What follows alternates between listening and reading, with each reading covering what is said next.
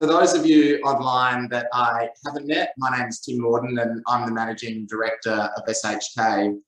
Thanks for joining us to hear about sustainable peak performance and avoiding burnout. We've got people logging in from right up the East Coast, so we're really pleased to have you with us.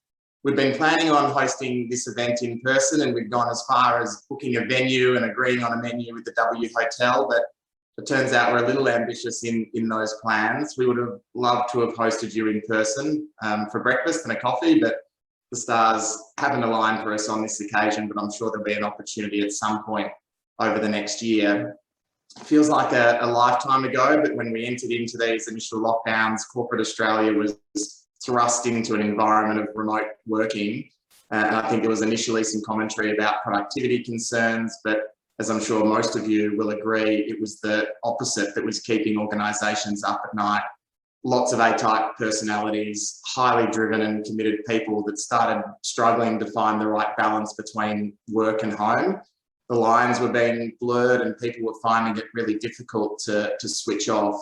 And that was certainly our experience at SHK. We couldn't see people in person. We were worried about burnout and general wellbeing. And I can't see everybody's faces on the webinar, but hopefully there are a few nods and smiles from everyone online because it presented new challenges for organisations. So when I started to look into who might be able to provide some insight into these challenges, it seemed like all roads led to Dr. Richard Chambers. And for those of you that aren't already familiar with Richard, he's an award-winning clinical psychologist and he works with many of Australia's largest and best recognised organisations with a particular focus around sustainable peak performance and avoiding burnout. He's a developer of the Smiling Mind app, and I know many of you will be familiar with that. He's been working with SHK now on an ongoing capacity, and we've found his insights and techniques incredibly valuable. So we're really pleased that he's made the time to share this with you today. So thanks again for joining us. And Richard, I'll leave it to you. Wonderful. Thanks, Tim. Thanks for inviting me. It's really an honour and a privilege to speak to your network. Hopefully everybody does have themselves a nice coffee and perhaps have had some breakfast wherever they are. I want to share, as Tim said, the secret of working productively and at a high level without compromising your health or relationships so that you can achieve sustainable peak performance. I'm all about, as Tim said, sustainable peak performance. You know, this is a lesson I've had to learn in my own life, and it's something that I help a lot of people with, whether they're my coaching clients, my high performance coaching clients, or organizations like SHK. You know, and of course, you are all peak performers. I've heard enough about you and the companies that you run to know that you're all peak performers. But I want to share with you, as I said, the secret of sustainable peak performance. But just a warning, you know, to achieve this, you really have to perhaps face something that for some of you might be a little uncomfortable. I'm a clinical psychologist, is my background. So I'm very adept at getting people to look within and face things that are sometimes perhaps a little, you know, a little hard to face. But through doing that, you're going to really sort of achieve, you know, a sustainable level of high performance. And what I'm going to invite you to look at today is a core sense of insecurity that we all have at the core of our being. I mean, whether you've acknowledged it or not, we all somewhere deep inside feel at times anyway, like a bit of an imposter, or perhaps, you know, perhaps there's something about us that's just not quite okay or good enough. You know, a lot of us aren't perhaps aware of that. We are more aware of the overcompensation, the perfectionism, the drivenness, the sort of excessive kind of, you know, work that we sometimes do. Some of you will know already exactly what I'm talking about. And some of you might be a little unsure, but you'll all be, you know, you'll all totally understand what I'm saying by the end of this workshop. If you have any questions, feel free to type them in the chat box as we go, or the Q&A. I'll check both of them at the end. We'll leave, you know, maybe sort of 15 minutes or so for Q&A, just in case you do have any questions about anything that I'm talking about. But today I just want to talk to you about this basic dynamic of this sort of inner sense of insecurity, or what's sometimes called vulnerability, or this sense that we all have of being somehow not quite enough or defective, and how that shows up, and this overcompensation that we do, which is really the cause of of burnout for a lot of people and excessive busyness. So I'm going to talk to you a little bit about it, help you to sort of understand what I'm saying, and then we're going to do some practical exercises so that you can start to recognize this in yourself and start to work with it. If you know anything at all about the way that I teach and the way that I work, I always make things really practical and as simple as I can and evidence-based. So I'm just going to share my screen with you. So yeah, like first of all, let's just take a look at unsustainable peak performance. So question for you, have any of you experienced burnout? I mean, we know from the stats that, as Tim said at the start, that a lot of you are experiencing stress and burnout, particularly during the challenging time of, COVID and working from home and homeschooling the kids and all of that. For a lot of us, it's been a time of actually quite incredible stress. And for some of us, we've started to experience burnout. You might not have sort of hit the burnout sort of level yourself, but, perhaps, did you ever find yourself excessively driven? Like you just can't really stop. It's almost sort of compulsive, and just the level of busyness in your life is sometimes just a bit overwhelming. Or do you find that you sometimes need to zone out, after work? Like it's just, you just got to, watch a bit of TV or just turn your brain off, and it's pretty hard to connect with people. Maybe you find it really hard to switch off. Like you need alcohol or other substances to get to sleep at night. Maybe you have sleep problems. Maybe you're waking up in the night. Maybe it's hard to get to sleep. Perhaps you started feeling depleted. You just kind of, everything seems to be going okay, but you're just sort of feeling a bit tired and just kind of pushing through, maybe having to up the coffees, etc. Or do you find ever that you have trouble connecting with the people in your lives, like your partner, kids, or your colleagues, perhaps? You might think you're fine, but other people are starting to point out, hey, I'm not really feeling that connected with you. And perhaps your relationships are suffering, whether it's your family relationships or your relationship with your employees or your colleagues. This last one in particular was me. I'm personally intimately familiar with this insecurity sort of overcompensation dynamic that I'm talking about. This is a path that I've been walking for a long time, that I've had to work with myself quite intensively. And it's something, as I said, that I help a lot of my coaching clients now to address in themselves. A couple of years ago, I was exhibiting all the signs that I just mentioned. I love my career, my work. It really doesn't feel like work. I've been for the last 20 years teaching and practicing mindfulness. I've done a lot of work in the educational space, but over the last 10 years, done a lot of work in the corporate space, helping people to boost their performance and their resilience. And more recently, be better leaders through mindfulness. I'm passionate about mindful leadership. I'm in the midst right now, literally, like I've spent COVID developing a massive sort of online course, which I'm piloting with one of my clients. And so, I'm super busy, right? But I love my work. I just love it. And I get so many opportunities coming my way. I'm sure a lot of you can relate to this. There are so many just new opportunities coming my way all the time. People wanting to collaborate, clients wanting to work with me. And because it's just so aligned with my sense of purpose and my heart and my value set, like I said, it doesn't really feel like work. And so I had this period of 2 years where I was just saying yes, yes, yes to every opportunity that came along. And I was feeling great, right? Like I was really loving my work. I was really enjoying just, scaling what I'm doing. What I was doing, I was working long hours, sometimes evenings or even sometimes weekends to catch up on stuff. I was having a beer or two at night. I mean, that's pretty normal. I'm an Aussie, whatever. But then I started noticing, I was just having sleep problems. I'd be waking up in the middle of the night and just really struggling to get back to sleep. And sometimes there was something on my mind, like I was having some stressy work dream. And sometimes I was just not really thinking of anything, but I was just like kind of lying in bed with this heightened level of arousal and sort of adrenaline almost in my system.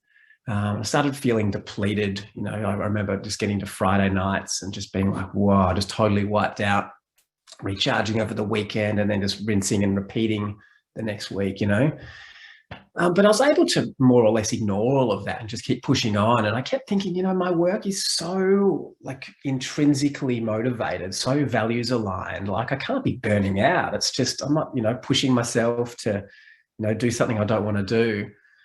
So I was sort of just ignoring a lot of those symptoms. And it was when my partner started complaining that I couldn't connect with her that I became unable to ignore it. Like I'd be hanging out with my partner and somehow I was really struggling to connect. My mind would be off somewhere else. I'd be thinking about work, or I'd just be feeling so wiped out that I just didn't really have the surplus. And, I just had to face it. It was just obvious. I mean, like when someone else was pointing it out, I'm sure some of you have this experience too. You got to face it, right? What's going on there? And I realized that what I was doing and the way I was doing it wasn't wrong, right? In fact, as I said, it was very right. It was very values aligned work that I was doing. The problem though was what was motivating me. And as I've said already, like when I started to look within, I started to see this really deep hidden pattern, which I've now realized runs in some way in everybody, right? This sense of insecurity, like I was, even though consciously the work I was doing was just an expression of my, my core value set. I've been meditating for 20 plus years. I've been teaching mindfulness, and it's so important, obviously, as I'm sure some of you know, it's so important to practice mindfulness, to be more present and, to have good work-life balance. So I was teaching all this stuff, and yet somewhere at the core of my being, there was this sense of just wanting to to succeed and achieve and get validation, external validation through achievement and success. And I really had to face that. As a psychologist, like I said, I know that everybody has this inside. Certain people talk about this now. Brené Brown, Tara Brach, if any of you know her name, they do a really good job of talking about vulnerability and talking about the shame that we have around that. Like we don't want to acknowledge this. We don't want to acknowledge, ever that we feel perhaps a little bit inadequate or insecure, even if we're feeling like the biggest imposter, imposter syndrome in our workplace. We just keep that under wraps. And what we do instead is we push ourselves, and this leads to excessive busyness and pushing and, and also perhaps just ignoring our bodies. It's what I was doing until I couldn't anymore. So, daily meditation practice for me was actually an enabler because I was managing the stress levels and I was able to stay focused because I trained my prefrontal cortex. And so it actually helped me to avoid facing this for a long time, right? But eventually I just had to step back and reassess my whole way of being. And so, if you look at the stats, 77% of people have experienced burnout at their current job. This is a Deloitte survey from 2015. 77%, right, across the board. And of course, you start talking about high performers like you, and you might even see that number creep up a little bit. And it costs, like workplace stress and burnout costs the Australian economy nearly $15 billion a year. In direct costs, healthcare claims and lost productivity, but also these indirect costs. And then, of course, you get like additional costs from things like absenteeism, people taking time off work, or presenteeism, turning up to work, but just not firing on all cylinders. And workplace stress, the stat is a Medibank study from 2008 found that, it costs about 3.2 days per employee. So, just in terms of like Stephen, and I see this pattern all the time in my clients. In fact, the main presentation of coaching client, like if I just sort of just summarize the type of people that come to me for coaching, whether it's resilience, high performance, or leadership coaching, usually they're high flyers, type A, kicking goals everywhere, and yet their health is starting to suffer, or their relationships. These are the two sort of canaries in the coal mine that often sort of give out. Sometimes it's just a growing sense of meaningless, like they're at the top of their game, but they're just starting to kind of question, why am I even doing this? It just doesn't give them the same kind of joy that it used to give them, or the same rush. And of course, as Tim mentioned at the start, a lot of companies I work with as well, you get these high functioning employees, but then you get growing levels of stress and burnout. You get in some companies, not necessarily SHK, but other companies I work with, high levels of staff turnover, and sometimes, key people burning out. So, it's never too late though to turn this around, but it does require that we look deeply. And as I said, we need to face some uncomfortable truths. Obviously, the earlier we catch this, the better, right? Some of my clients that I work with, they recover really quickly. They start to see this pattern inside, they face it, they make the changes they need to make, and everything, resolves really quickly. Some of them, like, maybe the worst cases, it takes a little bit longer. Like, worst case scenarios, sometimes people come to me with like, heart problems or adrenal fatigue or burnout. And for them, often we have to make that inner psychological shift, and the body, of course, takes longer to catch up. Even once we've resolved it inside, the physical signs of that maybe take a little bit longer to resolve. But interestingly, and this is when I know that the work's complete with people, is that in the end, all of them are grateful for their health problems or their relationship issues, because that is an indicator that something's out of balance or out of alignment inside. And so in today's workshop, I'm going to show you how to recognize unhealthy drive behaviors, and ensure that you work in ways that are sustainable so that you can maintain peak performance over, the longest possible term, right, over time, without impacting your health or relationships. And obviously being driven, and performing at a high level, it's not inherently good or bad. It's just, it obviously it depends on the effect it has on us, and perhaps psychologically it depends on why we're doing that. A healthy drive, right? Drive mode is one of the three motivational systems. You've got soothing mode, threat mode, which is your fight and flight, and you've got drive mode. Now, drive mode is a focus on goals. It's goal directed. So we're heading in a single direction, eyes on the prize. When we achieve it, we get a hit of dopamine. It's that feel-good chemical that we get when we, clear our inbox or get a new deal or do great work with a client or something. But when it's healthy, we're able to switch off. When we finish that task, we can just switch off, let it go, and then be present with our family members, with ourselves. We can sleep well at night. We can go and live the rest of our lives. Unhealthy drive, of course, is that compulsive work where you're pushing yourself and you have trouble switching off. And then, of course, as I've mentioned, you find it hard to connect with others, even if it's just them that's complaining. Maybe you don't even notice, right? Or maybe, you're worried about like dropping the ball, or you're hiding mistakes that you make, or you're experiencing that imposter syndrome, feeling like, everybody else around you has it together, or they're all super smart, and somehow you just snuck in through the back door, perhaps. So I just want to invite you just to take a moment to reflect, right, on your own experience of healthy and unhealthy drive.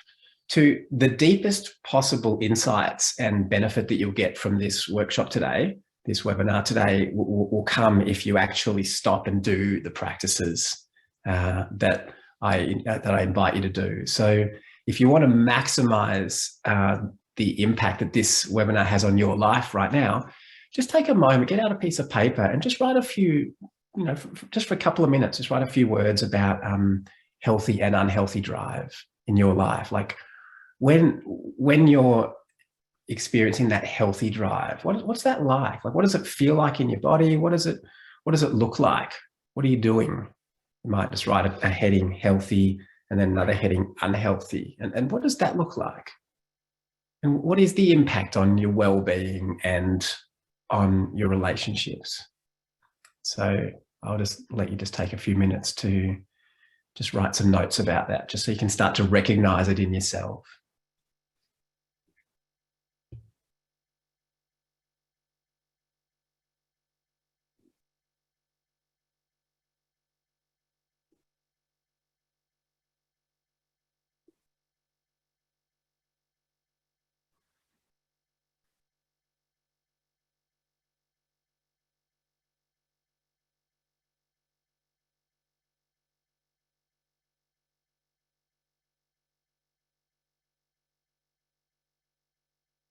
just look through the chat while you do this. Some of you obviously resonating with what I'm saying. Yeah, some of you. Thanks for those of you who've acknowledged, you've definitely burned out or experienced burnout. Just describe my life for the past 5 months. Yeah, of course, working at home with kids and family. Yeah. Juggling responsibilities. And Samantha's point's really good. There's often an element of crisis mode in many organizations that makes it hard to rebalance. That's true. I mean, we are right now all in a sort of a crisis mode, a high adrenaline kind of mode, while we deal with what's happening in our lives and companies and in the world. And Clive, your point too, that vulnerability and insecurity are not the same thing. It's actually a very good point. And that's one of the main things that I'll be highlighting today, that sense of insecurity that we have, when we face that and embrace that and change our relationship with it, that's when, embracing our vulnerability, as Brené Brown says, it is the core to strength, but it's a different kind of strength to the one where we're pushing through it or just continuing to kind of, drive ourselves.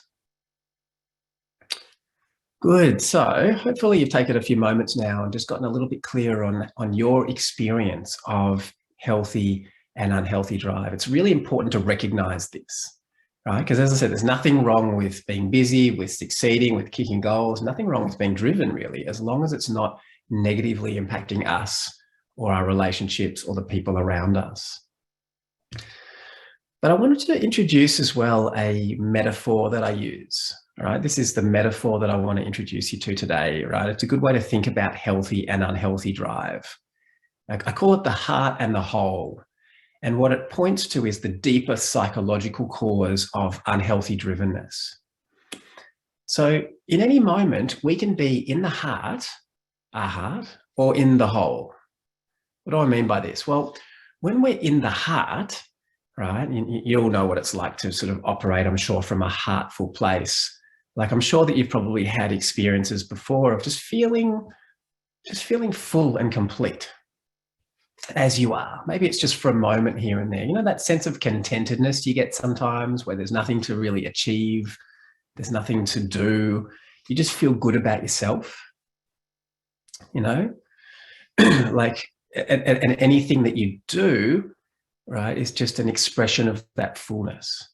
Now, all of what I'm talking about today goes back to childhood, right? So if as kids, when we were kids, if our parents were unconditionally loving, right? So they never, ever withdrew their love from us for any reason, no matter what we did. They might disapprove of behaviors, they might give us encouragement or nudges in different directions. But, if they never withdrew their love and we always felt accepted and acknowledged for who we are, we know as psychologists, we know that we internalize that and that becomes our relationship with ourselves. And we just get this inherent sense of enoughness.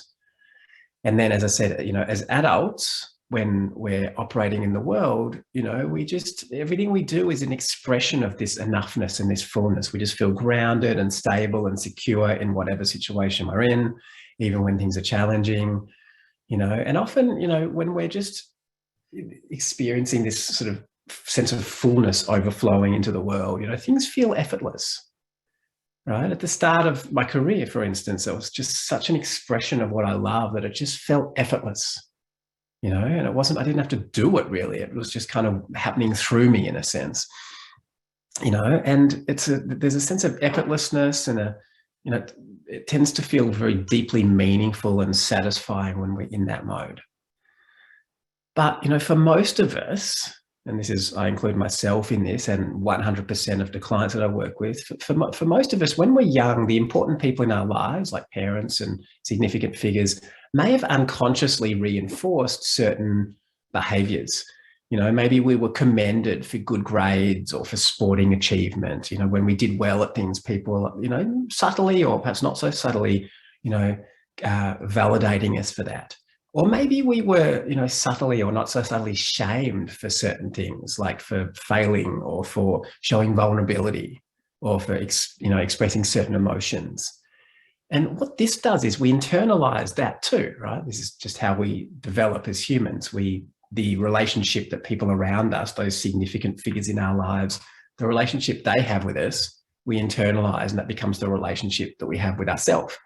And so if we get these messages of kind of like, I love you, but only if you, or you're good enough when you know, or you're accepted if you achieve, or whatever it is, we internalize that. And so we start to feel on a deep, deep level, it's sort of inherently inadequate. Now, some people get caught in this belief and get depressed. You know, I see this all the time as a clinical psychologist. You know, I don't really do therapy anymore. I do mostly coaching, but believe me, I've seen a lot of people who are very caught in this story of inadequacy or defectiveness. There's something wrong with me. I'm not enough. I'm not okay as I am. And if you get caught in that, things just feel sort of hopeless, and, you know, you just start feeling depressed. But many of us, and I'm guessing probably 100% of you, rather than get caught in that story, we can get into a different relationship with it and start to overcompensate. Maybe we think on some level, I'm not enough as I am. And so unconsciously we set out on a journey to make ourselves enough. Right? Maybe we think that there's, you know, something wrong with us. So we're trying to prove that there's nothing wrong with us through being successful or being a good person or people liking us or whatever it is. And we chase validation through success and achievement, right? And if you notice when you're doing that, there's a sense of being a bit contracted inside. You know, we often feel a little bit contracted, and quite often we feel sort of somehow a bit overwhelmed too, like everything's just a bit too much, and yet at the same time determined to succeed and push through. So this is the whole, right? When we're run by inadequacy beliefs, even if they're hidden way in the back, and we're experiencing a sense of emptiness or excessive drive, playing out roles, trying to do the right thing, trying to be the good boss or the good colleague or good parent, right? This is being in the hole, right? And, you know, it's often just hidden from us because it's the water we swim in, you know, to use that metaphor. It's just, you know, a fish doesn't realize it's in water. You pull it out of the water, it's like, whoa, I was in water, right? That's just us for a lot of the time, that this is how we are. And it's only those sort of, you know, symptoms, I guess, or signs like stress and burnout, or being aggressive and impatient, or having relationship problems, or imposter syndrome, you know, or health problems. Like, these are the things that will eventually show us that we're in the hole. Now, some of you may operate full time from the heart. I hope for you that that's what's happening, right? Healthy drive, working in a way that's sustainable, able to switch off when you want to. But my experience coaching countless people like you is that the whole is probably playing out in some way unconsciously, at least at times, right? And it's better to catch it early, before the health problems, before the burnout, right? Now, we can, of course, be in both at the same time. We can be a little bit in the heart, a little bit in the hole. That's what I was doing. You know, my work feels very heartful. And that core sense of trying to prove something through success and achievement and validation, well, that's being in the hole, and they can go together, right? So I just want to invite you to perhaps recognize these two things operating in you. So I want to do a sort of a reflection exercise with you, just to kind of bring this home so that you can really recognize it. Close your eyes for a moment, and I want you to just take yourself to a time. So just remember a time that you were in the heart. So just think of a time that you felt that just basic sense of ease, flow. Maybe there was a sense of just being enough as you are. Now, this might be when you were doing something you love, or it gives a lot of meaning to you. Might be when, you know, the memory that comes to you might be, you know, when you're with loved ones. Or maybe just by yourself, just feeling good about yourself and good about life. Maybe it's the memory that comes to you is a time that you were working, but where that work just felt effortless, like it was just an expression of who you are on a deep level.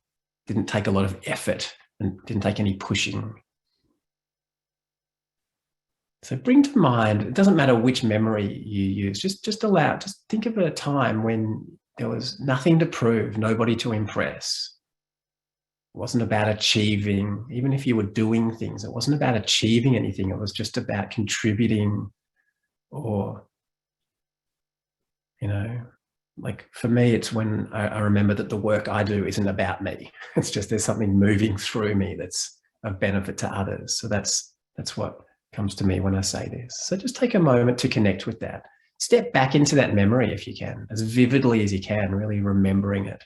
First person, like you're back there.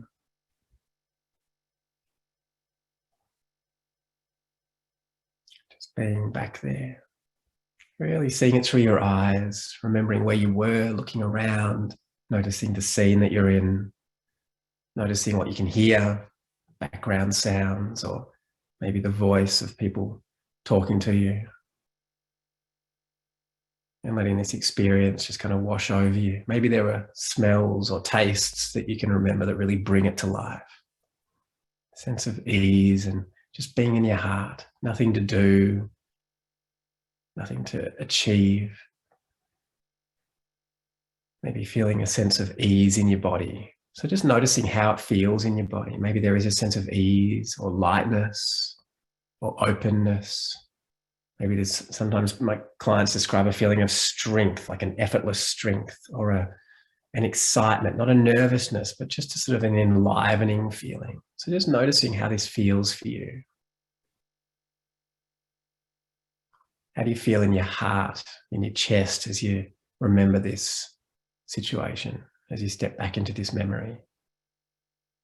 So just getting to know this. This is the heart. What does it feel like for you? What's it like when you're in the heart? What do your actions look like? What are the words that you say? What are the thoughts that go through your mind?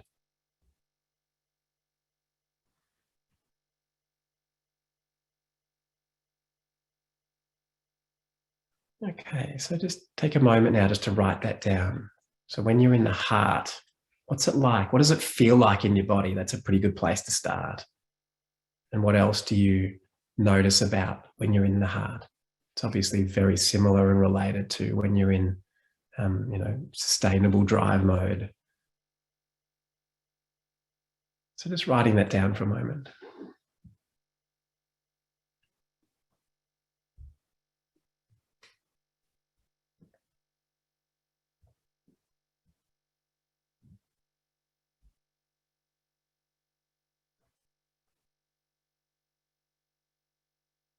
Okay, so let's move into the next bit then. So let's do the same thing. Close your eyes again and just remember a time that you were in the hole.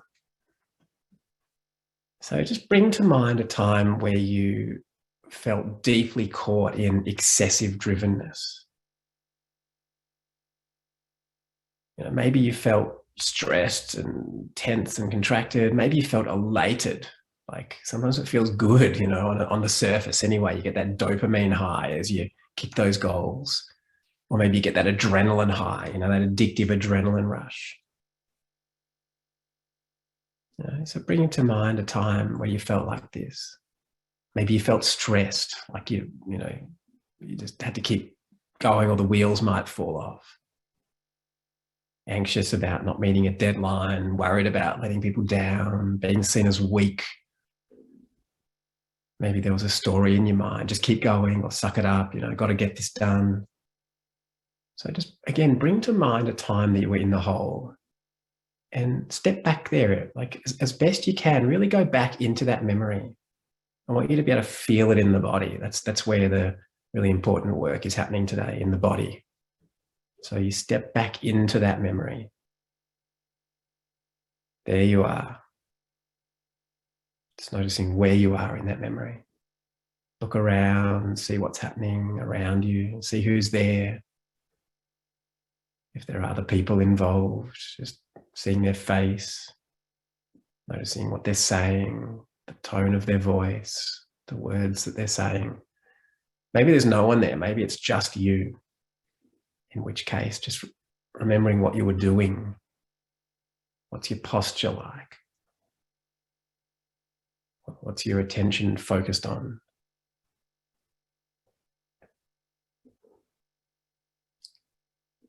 Or another way to access this, to access the whole if you're struggling, is just a simple thought experiment. Imagine that your business failed right now. Like you lost all of your success right now in this moment, gone. That identity, that thing that you fill your time with was just gone. Right? Imagine that I'm taking that away from you right now. How would you feel about yourself? Like, would you feel less worthy as a person, perhaps?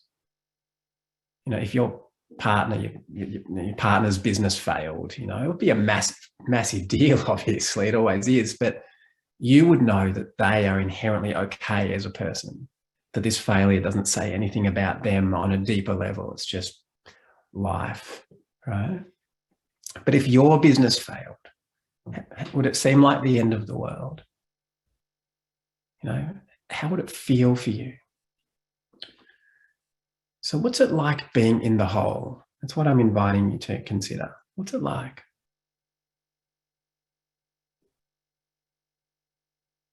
How does it feel in your body? What else do you notice about that experience? And so just opening your eyes and again, just writing a few words about that, just some dot points. What's it like being in the whole?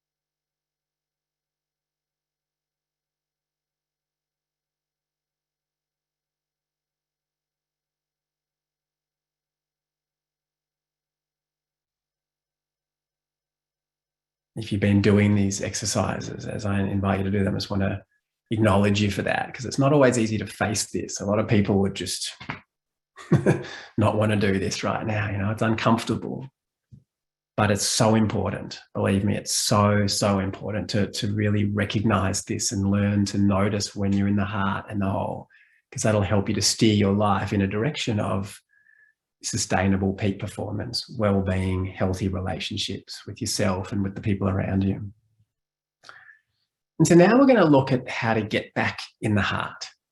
So I'm going to teach you how to get back in the heart and harness your intrinsic motivation without decreasing your performance at all, so that you can live a life of meaning and sustainable peak performance. You know, once we recognize the whole and what it's like to be in the whole, we can learn to get out of it and back into our heart. And of course, being in the heart, as I'm sure you intuit, it's the source of sustainability and, you know, true creativity and healthy, you know, relationships with employees, healthy businesses, right? It's a powerful way of reducing excessive drivenness and perfectionism and imposter syndrome. Very important for high performers, right, who do tend to be a bit perfectionistic at times. But also for leaders, right? You know, this is a very important thing to embody as a leader, a heartful leader, as we know. This is all the you know, vulnerable leadership research coming out. This is Brené Brown's message. You know, like heartful leaders tend to create really, you know, wonderful organizations. This has been one of my favorite parts of working with SHK and Tim. You know, just embodying these principles and wanting that for all of their employees.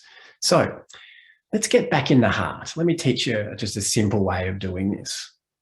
So this is going to be an experiential practice of accessing that heartfulness that I've been talking about to get out of the hole.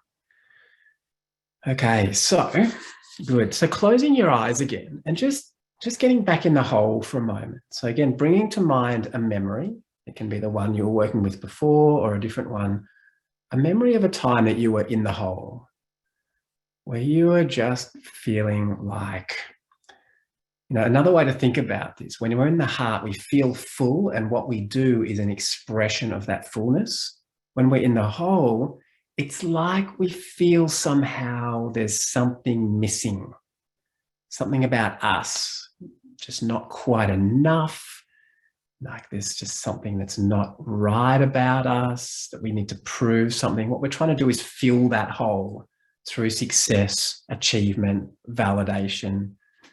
And that can either feel, as I said, really stressful, or it can feel really sort of elating and just that adrenaline high, or maybe a mixture of both. So just bring to mind again a memory, a time, and step back into that. Really re-experiencing it first person through your body.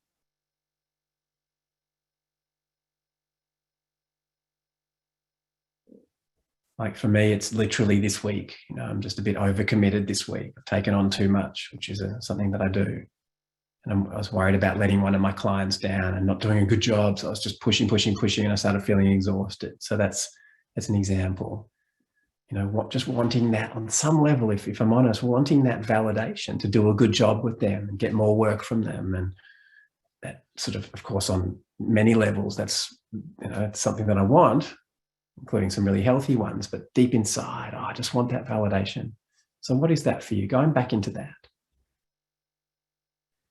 And again, just feeling it in your body now, letting go of the memory, letting go of any thoughts about what we're doing here, and just feeling in your body, being in the whole, just without judgment, without trying to change anything, just noticing and being with the experience of being in the whole. Where do you feel it the most? Like, where do the unpleasant sensations, the contraction, or that sense of emptiness, that stress, where do you feel that? Just noticing that, taking your awareness there. Just investigating that feeling. And then to really bring presence to that part of you that feels perhaps a little inadequate or stressed out or whatever it is, just placing a hand on that part of your body. This is a technique known as soothing touch. It comes from the self-compassion research, Kristen Neff, Tara Brach. So you can place a hand on your heart, or a couple or both hands on your heart. Just do that. I really encourage you to do it, because I just want you to feel what that's like. Just that basic sense of presence, of just coming back to yourself. Can even feel kind of reassuring. If you imagine that there's a part of you that feels inadequate right now when you're in the whole, and then you just put your hand on wherever you feel that, and you just hold that part of yourself.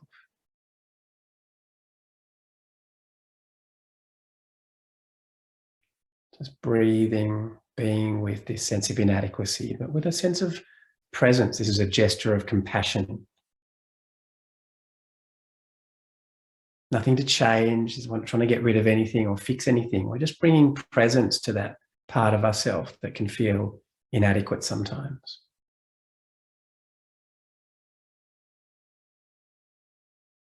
And I just wanted to invite you to explore a few simple questions. Who would you be if you didn't have to prove yourself anymore?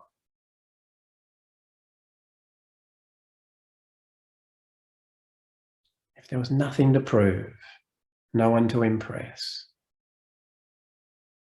nothing you had to do in order to be enough, who would you be?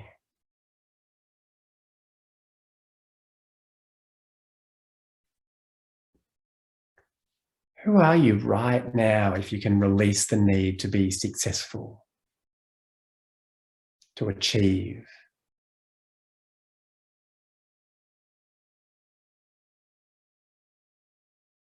Who would you be right now if you didn't need validation from anybody else? Didn't need extrinsic validation. If that could just come from you, somehow knowing that you're enough as you are. Who would you be right now? Who are you if you can accept yourself right now, just as you are, however you're feeling right now, whoever you are?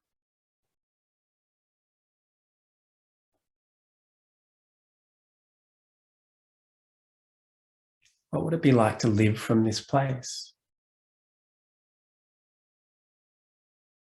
Nothing to prove, no one to be, no one to impress, nothing you need to do. And just noticing the effect of this soothing touch. Some people find it a bit awkward in the beginning, like, oh, what am I doing here? But it's a powerful practice. Anytime you feel vulnerable in any way, if you just place a hand on that part of your body where you feel that vulnerability, that can just, you start releasing oxytocin. Perhaps you've noticed that already. There's a sense of just soothing, even if you still feel that sort of insecurity or stress or that sense of being in the hole. There's something very soothing about holding that. You can even do gentle circles, perhaps. Or I don't know if you can see sometimes that, you can just find just the right pressure, just the right position. And you can even offer self-compassionate reassurance to yourself. Maybe just experiment with this and just notice which statements resonate the most. Whether or not you close the deal or earn enough money to send your kids to private school or whatever it is, you're enough. You can say it as, I'm enough. Or you could almost speak to that part of you that feels insecure and just say, you're enough as you are.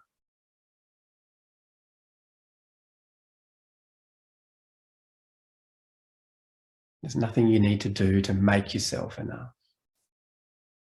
You are enough as you are.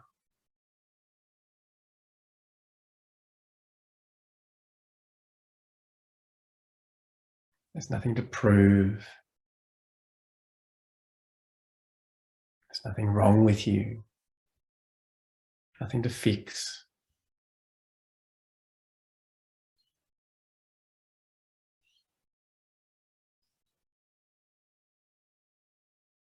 You're enough as you are, worthy of love as you are.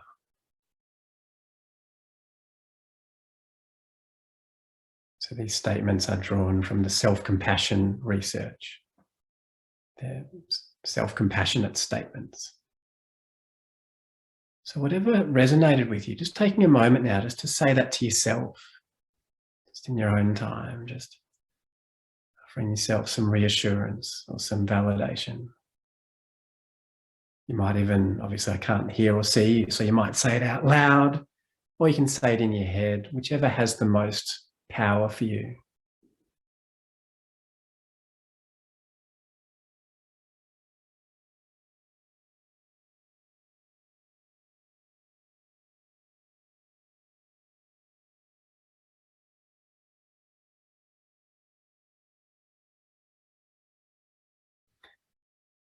Now, I know from personal experience and experience, as I said, working with a lot of high performers over the years, that in the beginning, when we start to do this and start to offer ourselves this, this validation and these soothing statements, sometimes it just feels really good straight away, and there's this sense of just calming down. Sometimes we don't feel maybe empty, like there's anything we need to do or achieve. We just sort of feel full and okay about ourselves. Sometimes it feels very unfamiliar and kind of strange, like it's, we're not used to giving ourselves these messages, and so that part of us is like, oh, what are you saying? I'm not sure I'm open to hearing that, or I'm not sure I believe you. So whatever experience you're having right now is totally fine, but I'm hoping that you're getting a sense of this very simple practice. And it's a very powerful one. When I first discovered this, I remember I spent like a year driving around with, going around life with my hand on my heart. Anytime I could, I was driving my car with my hand under my seatbelt, and in meetings, or if I was about to give a keynote presentation and I was freaking out, performance anxiety, I'd just soothe myself. You're enough. You're okay.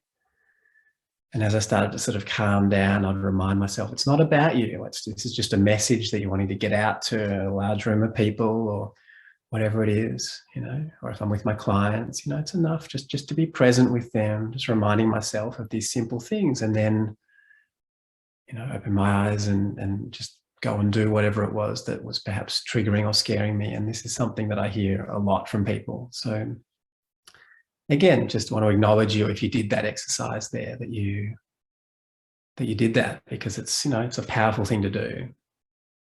Very powerful. And it's something that I would encourage you to do a lot, right? You might even write down, perhaps there's a soothing statement or a reassurance that you gave yourself that went, that's what I need to hear right now.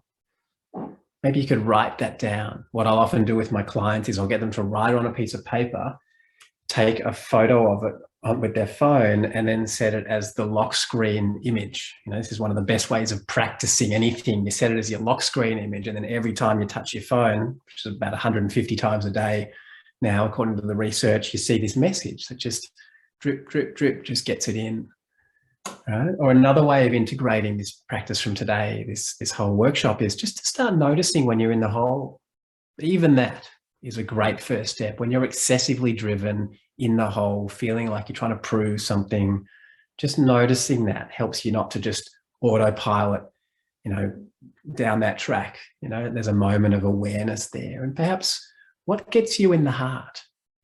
What does get you back in your heart? Maybe there are people in your life that help you to get back in your heart. Maybe there are, activities, places for you, being in nature for some people. What helps you to be in your heart? That's what I want to leave you with before we sort of take questions and reflections. Like, what gets you in your heart? In fact, I might ask you just to type that in the chat box. I would love just to see, what are the things, are there particular things you tell yourself? Are there people in your life?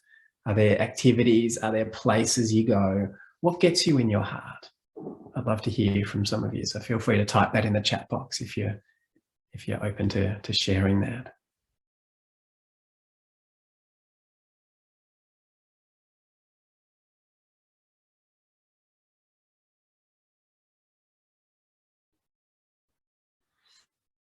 I'll also take any questions that you might have. So if you have any,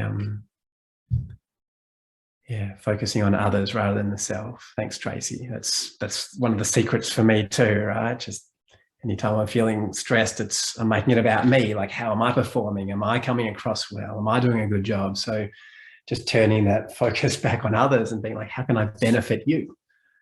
What do you need? That just takes the focus off us. Immersing in the beauty of art and nature. Beautiful. Thanks, Alison. Running. Great. Beauty of family, being able to enjoy the moment. Yeah, beautiful. Thanks for those of you who've shared your activities, the things that get you back in the heart. How about questions? Do any of you have any questions or comments about this? Being by water. Yeah, thanks, Dennis. Seeing the beauty in small things. Thanks, Clive. Thanks for your comments today, Clive. I've really sort of appreciated them. Yeah, the gratitude practices, seeing the beauty in small things, just slowing down long enough just to notice the simple things. Yeah, a long ride on my motorbike, Andrew. Fantastic. Yeah, Black Spur, perhaps. Great Ocean Road. Yeah. Watching children grow, dancing like no one can see me, or even if they can. Fantastic. I'm with you, Penny. Ecstatic dance. Imagining a beautiful sunset. Yeah. People who help you laugh, being outdoors. Beautiful. All these things just get us back in the heart. So it's really important that we cultivate these things in our lives. It's so easy, isn't it, when and I'm speaking about myself here. It's so easy when we're in the hole to get contracted and we just focus on work and the things that we need to do to get that, all those extrinsic things that get that sense of kind of achievement or validation. And we forget that, hey, I'm inherently okay as I am. And there are these things that help me to remember that. So it's really important that we remember that. Music, walking dogs, puppies on the beach. Beautiful. Yeah.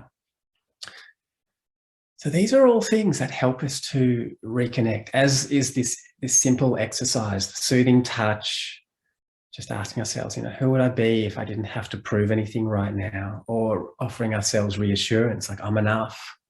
There's nothing I need to prove, no one I need to be. And once we do that enough, we start to just feel, some of you might be able to relate to this, you just start feeling full and okay as you are. And there's a stability, like a groundedness that comes with that. You still can perform at a very high level. You can still be really busy, but it's no longer an attempt to fill an imaginary hole. It's now just, an expression, as I've said, of you, of who you really are. Or it's just, it's what you do, but it comes from a very grounded, stable place. And that's when we don't burn out. That's when we can sustain peak performance over time without impacting our health or relationships. Beautiful. So are there any questions? We've still got about 5 minutes. Are there any questions, any comments?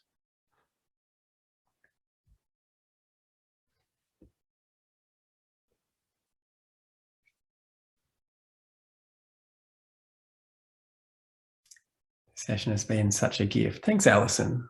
Yeah. I feel like this work has been a massive gift in my life, and it's been such a privilege to be able to share this with so many people over the years. And I'm glad that having a chance to share it with you today. Yeah, good way to start, terrific way to start the day. Thanks, Jake. Yeah, if there are no questions, I'd love to hear from more of you. What are you taking away from this? What's the gem for you? What are you taking away from today's workshop that you didn't have before that might make a difference in your life? Incredibly timely, great use. My comment is thank you. Yeah, beautiful. Reinforcing the self-compassion and the soothing touch. Wonderful. They're such powerful tools, aren't they, Clive? Reminder of self-compassion. Yeah, self-compassion and vulnerability, as I'm sure a lot of you would know, are the foundation of sustainable performance, of good leadership. Right? There's a strength that comes from stability, from vulnerability. There's an imaginary strength that comes from just toughing it out and pushing through, and we can do that for a while, but it's very brittle and it's prone to breaking. Whereas when we come from that full, more heartful place, there's a real strength, a real sort of real resilience. Beautiful. Yeah, this is in my leadership framework, I've got one of the 4 pillars is true resilience, where we deal with, well-being and lifestyle stress reduction. But then this drive is part of that, because to be truly resilient long-term, we can't just be pushing and pushing. We've got to be coming from a more grounded, stable place. Getting out of the hole. Beautiful. Understanding that relationships and health can suffer when you're so driven at certain points in your life. Thanks, John. Yeah, it's really important to get that. From the EH people and culture, thank you. I've had great clarity in some important elements, true to who I am. Yeah, thanks. Penny's asking, would love your tips for when we really have to appear capable and calm. Yeah, well, at times we do, right? And sometimes we have to fake it, I guess.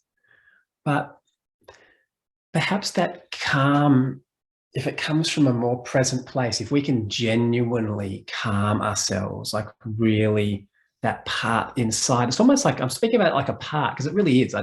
Psychologically, we have all these parts to us, and there's often this little kid that's like, oh, like I'm freaking out here. And if we can calm with this loving presence, this loving adult, you could say, that's represented by the soothing touch, calm that little kid, or you could just say calm that part of ourselves, and we feel genuinely more grounded and stable, we can just be a better leader. We can be that, people feel that. I'm sure you know what I mean when you're in that place, or if there are people that you work with who are just kind of in that place of self-acceptance. It radiates out and has a calming effect on everybody, right? That's much, I think, deeper and more powerful than when we're faking it and pretending. Yeah, beautiful. Well, I'm thinking I might just hand you back over to Tim. Thank you for all of those of you who shared comments. It's been really nice to hear them. Obviously, a lot of you are taking away some really important things, perhaps some reminders or some new tools or a new framework for looking at this. So I just wanted to thank you and acknowledge you, and I'm going to hand you back to Tim now. Thanks again, Tim, for inviting me to do this.